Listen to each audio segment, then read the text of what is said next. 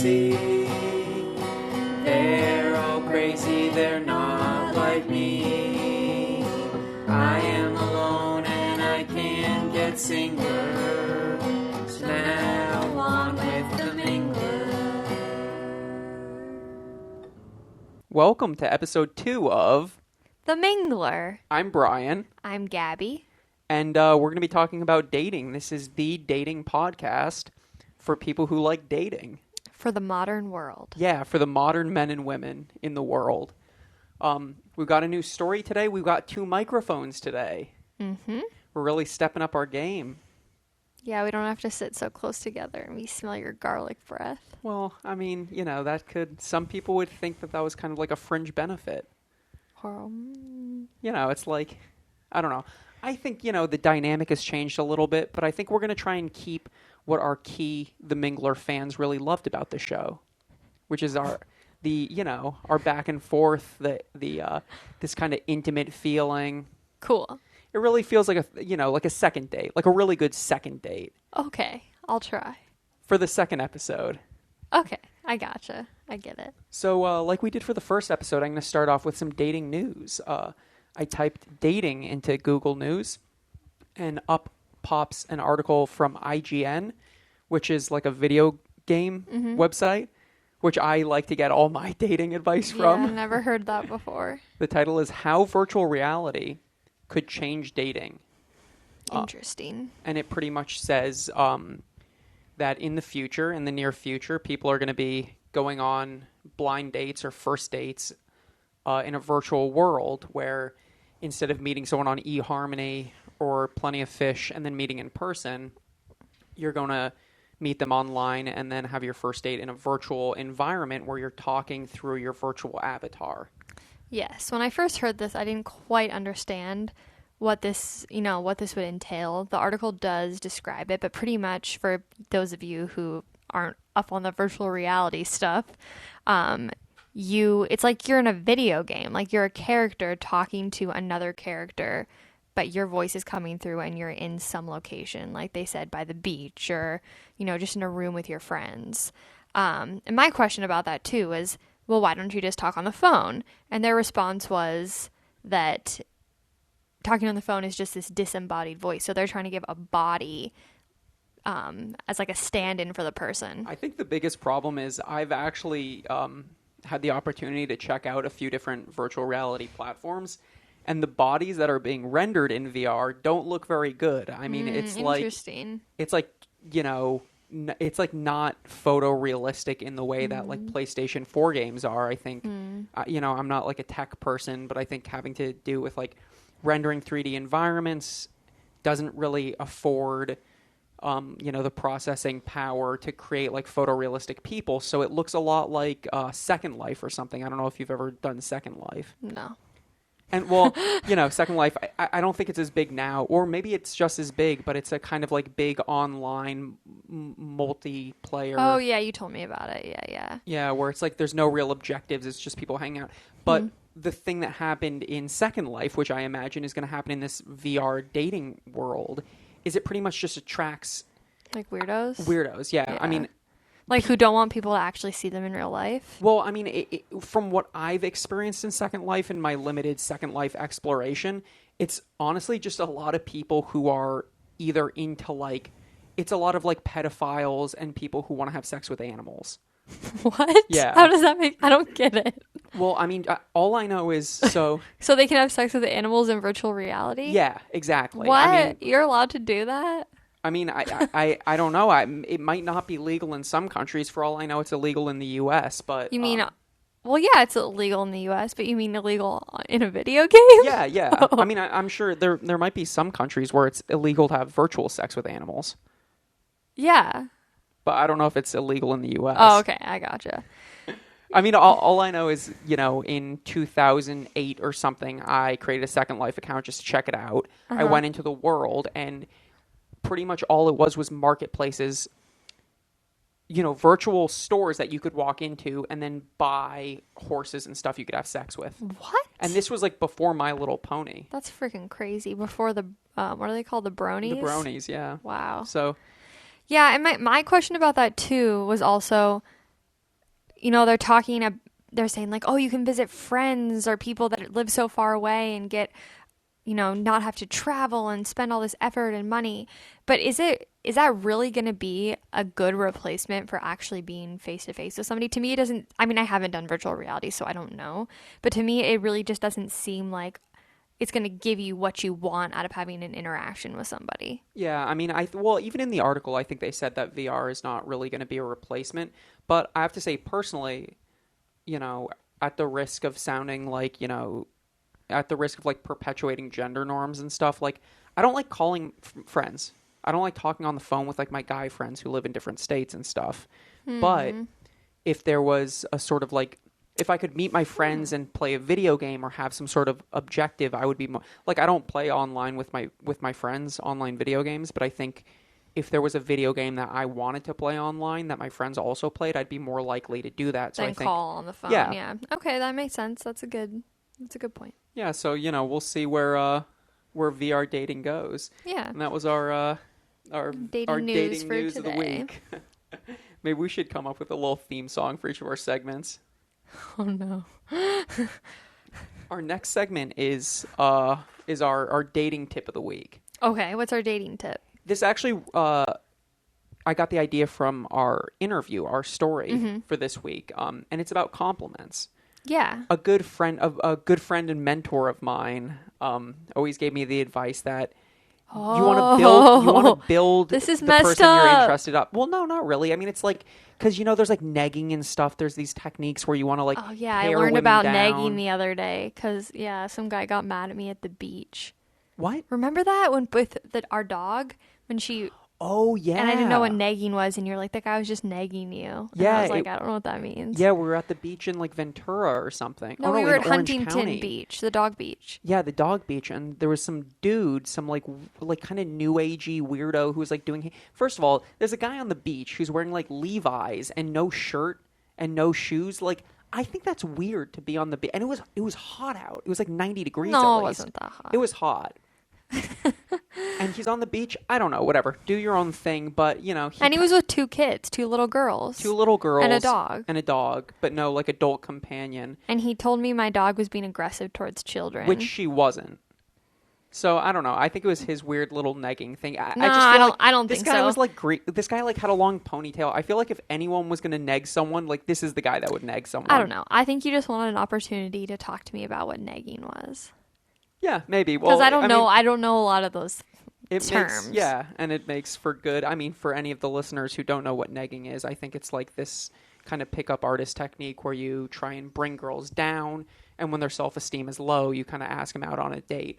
But what I'm talking about today is actually kind of like the opposite of that. Oh, okay. Which is a good mentor of mine always said is to build a bigger image of them. of the person you're interested Yeah, in. yeah. And so that, when they're spending time with you, they feel good and they feel confident. What do they you feel mean? Just open. like give them compliments and say like, "Oh, you're so like smart and intelligent." Exactly. And... But I think even more than that, there's a compliment in this story that we're about to hear that was very precise and it was very interesting. Oh yeah, I was like trying to think what you're talking about. Yeah. And I think, what are some compliments like that, for example, a guy could give a woman or, Yeah, or that are, any like, person unique. could give a woman, that would be unique and really catch their Well, ear. yeah, that would be like, "Oh wow, you actually thought of it." Like it's genuine. Yeah. Because not everyone would just think Exactly. of that. So I don't know. Okay. Do you have any off the top of your head?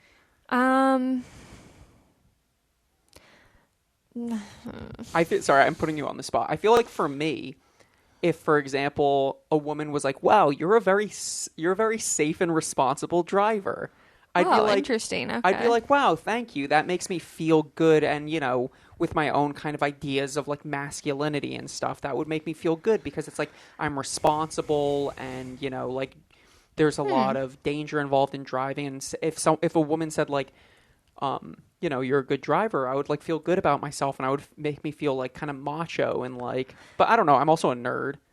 That's it. That's really interesting because to me it seems like the person giving the compliment, they obviously don't know enough about like the inner workings of your psyche to know like what those things are that will make you feel better about yourself. You know what I mean? Yeah. So it's I'm I just don't know. Do thinking. you kinda get what I'm saying? Yeah, I do, but I'm just saying like So that works for me, but I guess what I'm trying to say is maybe that would work for most men. I don't know. Or actually, we have a Facebook now, so you can comment. If you go to facebook.com/The Mingler, Okay. it's our Facebook page. So if Yeah. you guys have, maybe I'll post a question on Yeah, here. give us your opinion. And then I'll share it on my personal Facebook.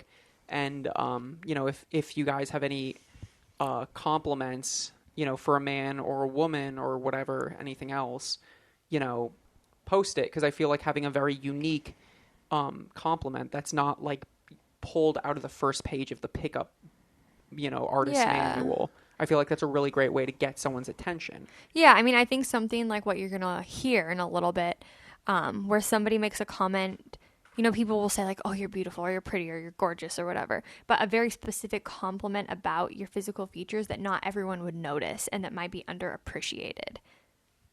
Yeah.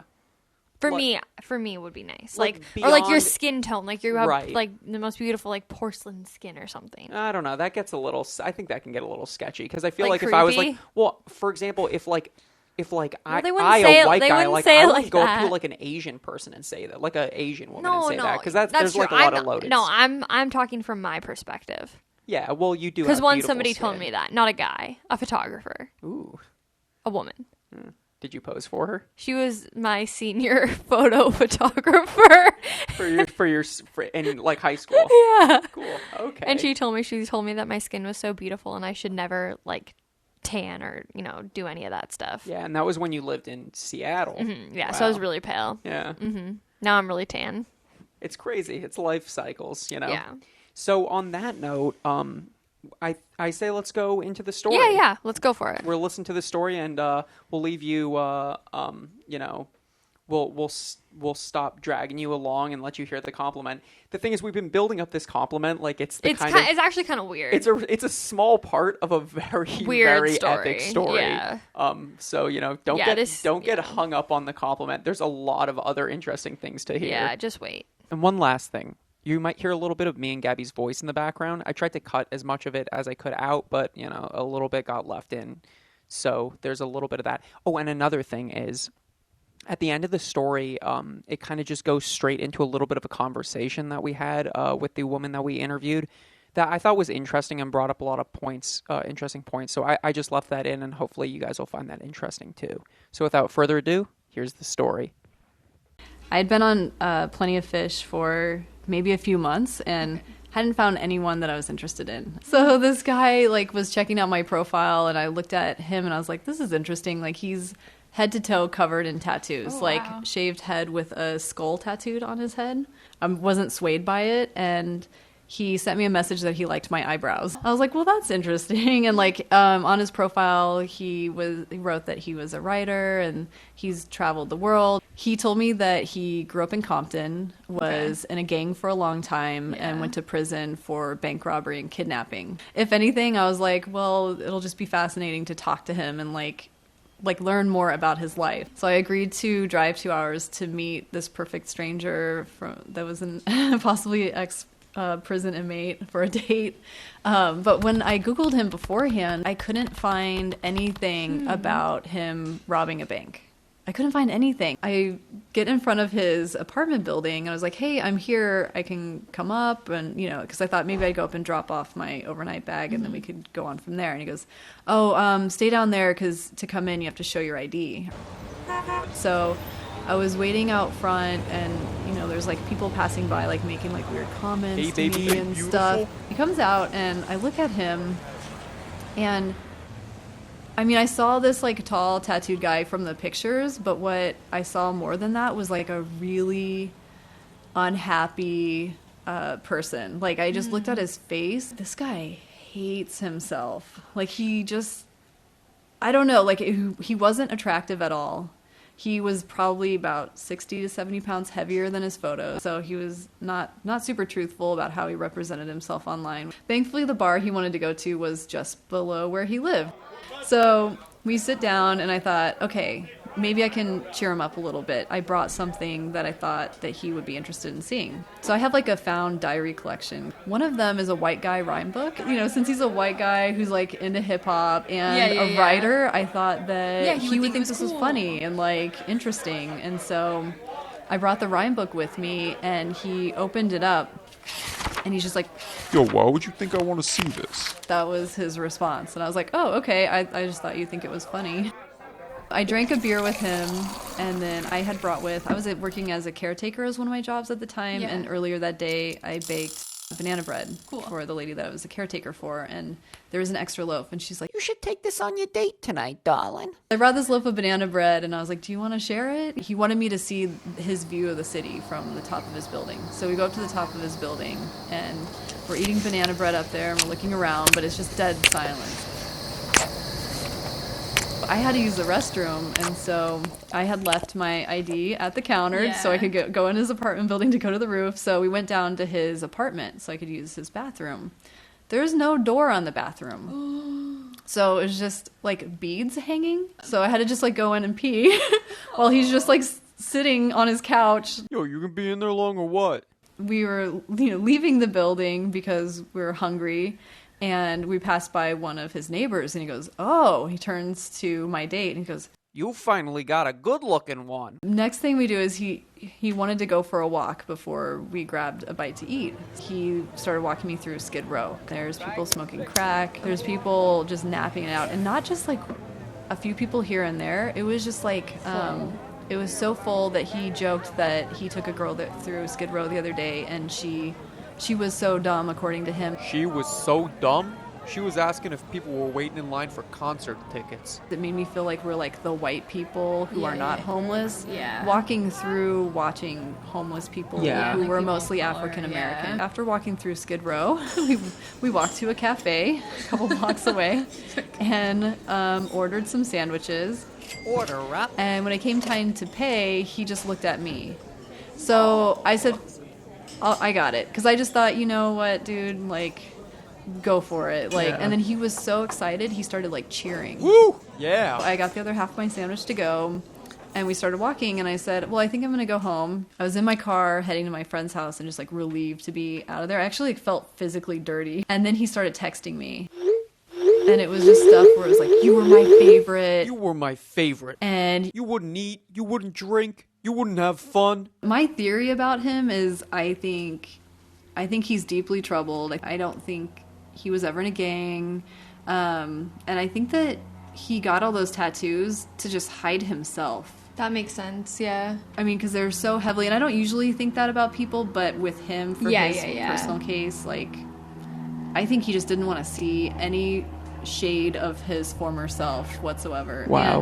And I think a lot of girls, I don't want to put any women down, but I think that that some people are more naive and can just, like, what is it called, like glitter or dazzle camouflage or whatever, like, cover it up in a way that makes it seem like they can just look at it and be like, oh, he must be tough because he looks tough. Yep. But I felt like I could just see right through him, him. and I think he knew that the second that we met, and I think that's when everything just like Fell apart. went downhill, because I wasn't looking at him like someone that I respected. Definitely. Because I just saw like this really sad And someone who didn't respect themselves. yeah, at all. Wow. So That's wow. it's a weird day. That would make me really sad, I think. It was I'd be really really sad afterwards. I know. I was like, that sad guy, all those people on Skid Row. Yeah. I know. It's really the opposite kind of feeling you want to cultivate for a first date. Yeah. I know.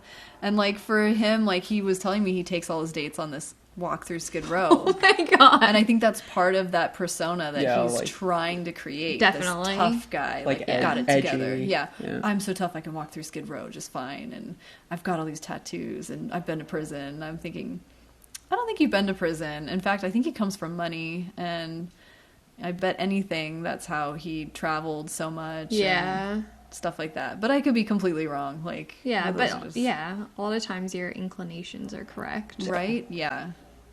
So, Thank you for sharing Yeah, your story thank you with so us. much. no problem. Oh man. That was a journey. That was like the Odyssey kind of in like date form. Yeah. I mean, you tell me, I never read it. Yeah, kind of. I can't really remember. So the story kind of got, when I had this idea for the podcast, I thought it was just going to be funny dating stories. Like everyone's got crazy dating stories, but it soon the last story had touched on some really serious topics, and I think this one did too. And it's just like, I don't want to shy away from. I don't know, Gab. What do you think about that? I'm like down for the like Cool. messed up, sad, scary, horrible stuff that people don't like to talk about. Precisely because I don't think stuff like this is discussed enough. Like, we want to just say that it's a funny dating story or it's funny. But even if you listen to our theme song, there's a part in the song where it says, I am alone. Wait, does it say I'm alone? Something like that. And I couldn't get singler.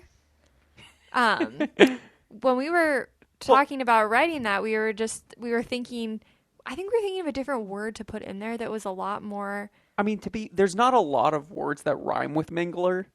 Yeah. So yeah, no, but I meant like the alone. Oh, it was yeah. Oh, I remember what it was. It was I am so lonely. Yeah. I couldn't get singler or something like that.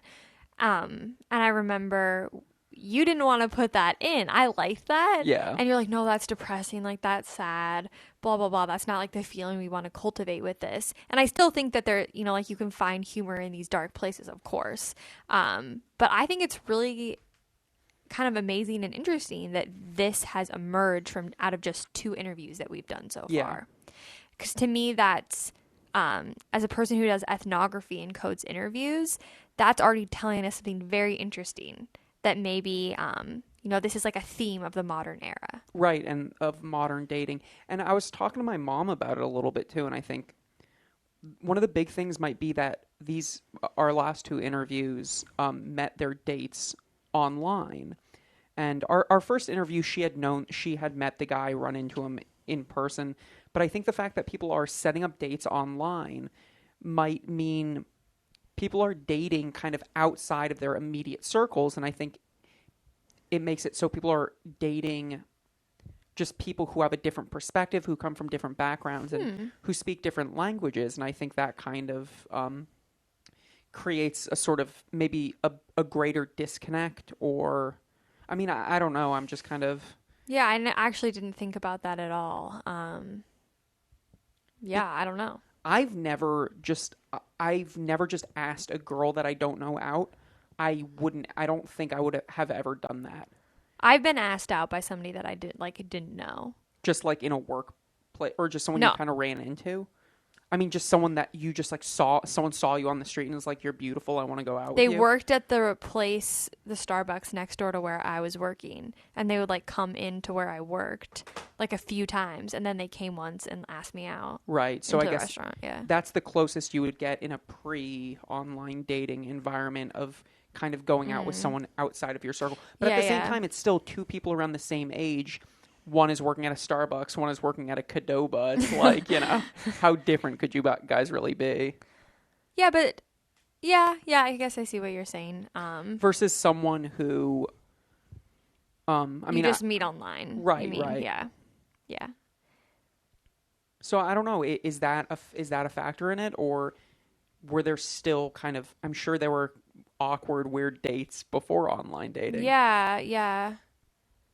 So I don't know, but I'm excited to kind of get more interviews and get some interviews from men, or get some interviews from like not like homosexual couples, and like diversify the kind of stories we're getting. And definitely more people of color, more gay couples. Yeah, definitely. Yeah, kind of what I was thinking, but maybe this will reveal itself. Not to keep talking about this, but. Of course there was like awkward dating stories before online dating. Yeah. But I think, I think what we're touching upon is the whole technology thing. And to me, that's, kind of the whole thing with the virtual reality that we were talking about. Right. It's this like feeling of isolation and feeling like you need to hide yourself, which comes back to this, like the issue that she talks about in her story with the guy with the tattoos. So I don't know. It's getting at my theory of sort of like the moral, I don't want to say moral downfall, because that sounds like I'm like decay. The moral decline. That sounds like I'm like a right wing conservative, like the family is dying, Ronald Reagan kind of thing. But that's not what I mean. I just mean like that. To kind of change gears here, the woman we interviewed mentioned her white boy rhyme book that she found. Yeah. in the Seattle area. Yeah, she had a collection of, like notes and papers and things that she had, just found on the street. She found this one on top of a telephone booth. And Gabby, I'm sure not many of you know, she's the rapper of the household. She spits hot fire, and she's known in a lot of communities for spitting hot verses. And I think it would only be right, and it would be a disservice to not have Gabby read from this rhyme book. So I actually composed some beats on some website I found. It's called soundation.com. And it's actually a really cool way to kind of put down quick beats. So you want me to rap to these beats? Yeah. I've never done that before. Well, you're going to do it. So here, come on. Get close, cuddle up again. Oh no. Everyone just makes fun of me for trying to rap. You're about to save your street cred with some fresh rhymes. So if any of our listeners wrote these rhymes, feel free to contact us, put in a DMCA takedown notice or whatever. What's DMCA? Like Digital Millennium Copyright Act. Like if you own these lines, come at us and we'll start some beef or whatever, or we'll just give you credit.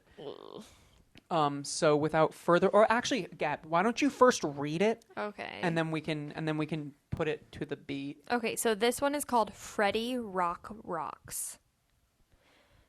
I'm like Hunter S. Thompson. So listen up as I drop this lyrical bomb, son.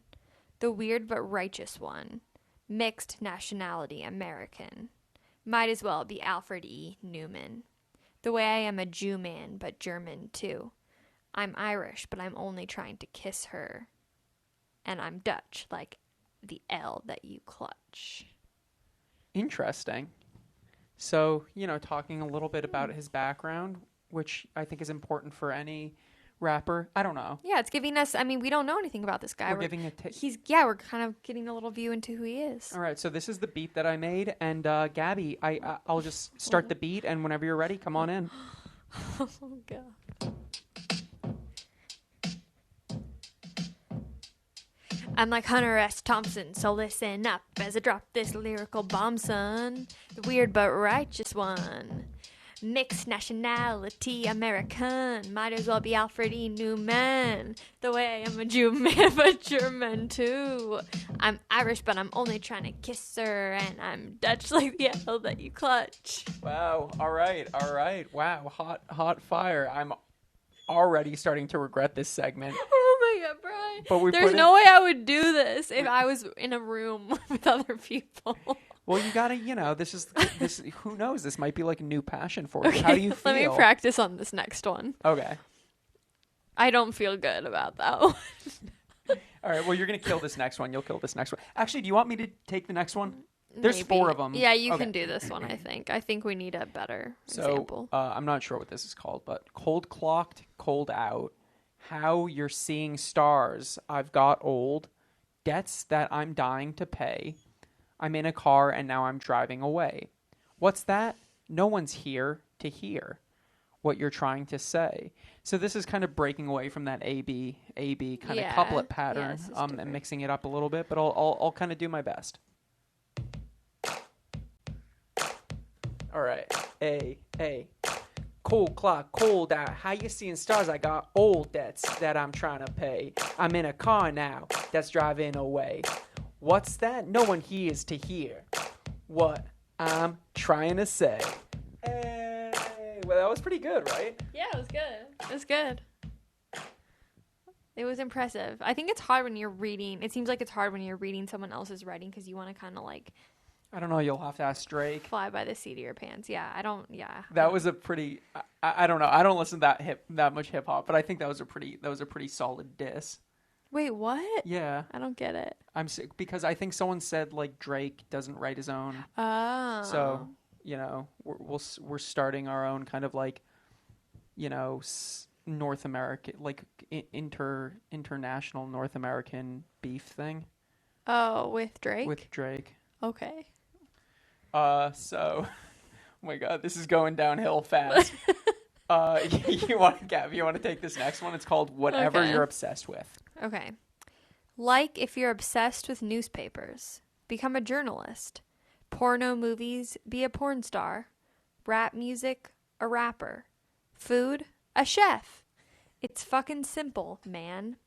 Do what you want, do what you can. Garbage cans, you'll be a garbage man. See, I don't think I have enough to say. Live the life, and you'll have to pay. All right, that was pretty good. Do you want to put that to a beat? Oh, if I have to. Okay. Like if you're obsessed with newspapers, become a journalist. Porno movies, be a porn star. Rap music, a rapper. Food, a chef. It's a fucking simple, man. Do what you want, do what you can. Garbage cans, you'll be a garbage man. See, I don't think I have enough to say. Live the life and you'll have to pay. Was that a little better? That was, yeah, I felt like you were really feeling it. I was trying. I feel like a few more of these, and maybe we can go on tour. You know what we should do? We should do like a hip... Oh, This is a long one. this is a long one. Do you want to do the first half and I'll do the second? I think let's not even mess around. Let's just go straight into it, okay? Okay. So I'll take the first verse. You take the second verse. Wait, what? We're going. All right. A. Hold on, I gotta feel this beat first. Look at the way the girlies gawk, 'cause they in shock when I see the way I walk and play, the words I say, the way I talk. Love the cock. They even like the taste of caulk. They dig my money, and that's funny because I don't even have any money. I've had a lot, now I got a bottle of pennies. That was good. I like that. All right. So I buy a bottle of wine and a movie. It makes them wanna do me right, but I also got some rolling papers for later in the night. So sue me. You would do it too if you had the choice, but you don't have a voice. I do, and it makes me the worst magical boy. Got the baddest of toys, sex to see that I enjoy. Chica bonita.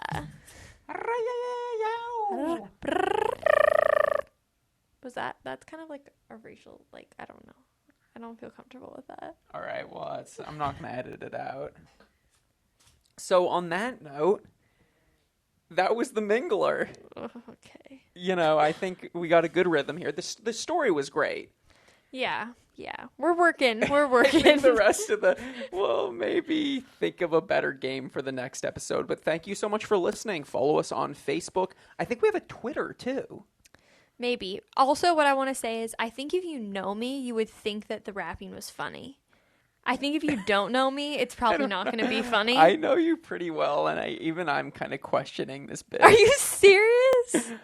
So that's it. Thank you so much for listening, and have a great week. I hope you all find the loves of your life, and I think I got to do some really serious thinking.